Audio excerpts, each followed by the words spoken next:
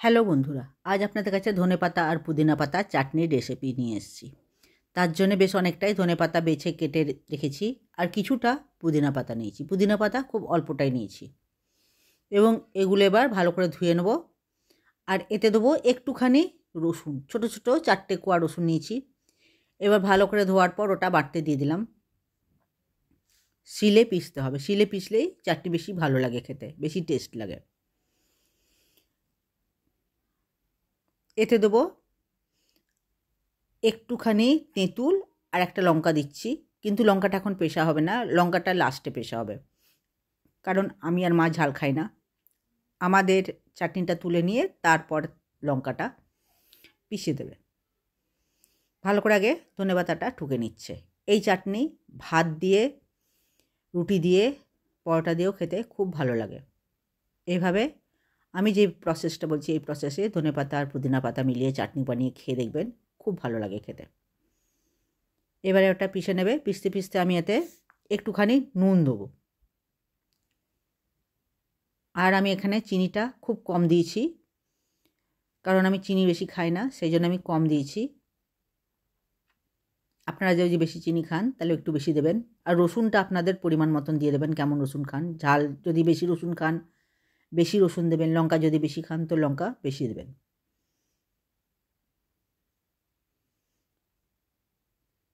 একটু ভালো করে ঠুকে নিচ্ছে, তারপর ভালো পেশা হবে। তাহলে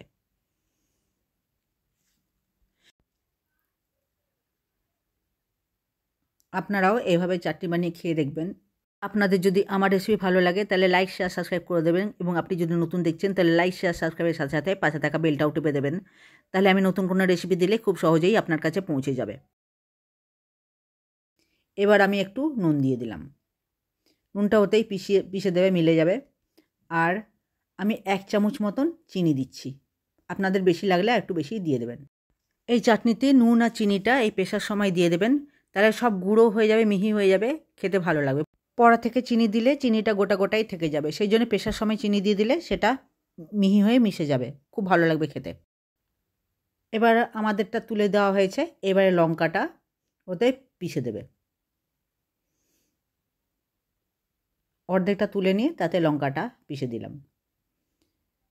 চাটনিটা পেশা হয়ে গেল। তারপর চলুন আরও কয়েকটা জিনিস এতে দেবো।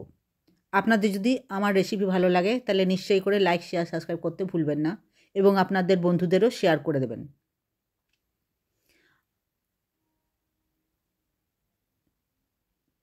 চাটনি পেশা হয়ে গেল। এবারে দুভাগ করেছি যেহেতু বিনা ঝাল আর ঝাল।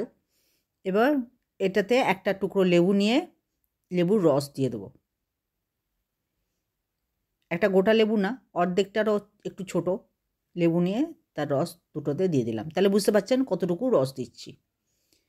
টক মিষ্টি একটু নোনতা মতন লাগবে, খেতে খুব সুন্দর লাগবে।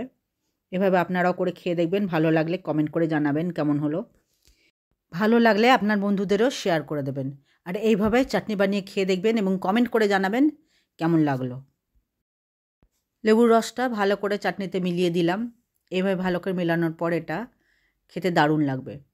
আপনারা সবাই আমার পাশে থাকবেন।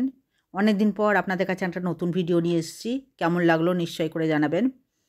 এবং আপনাদের একটা কমেন্টই আমার অনেক সাপোর্ট করে। ভিডিও দেখার জন্যে অনেক অনেক ধন্যবাদ।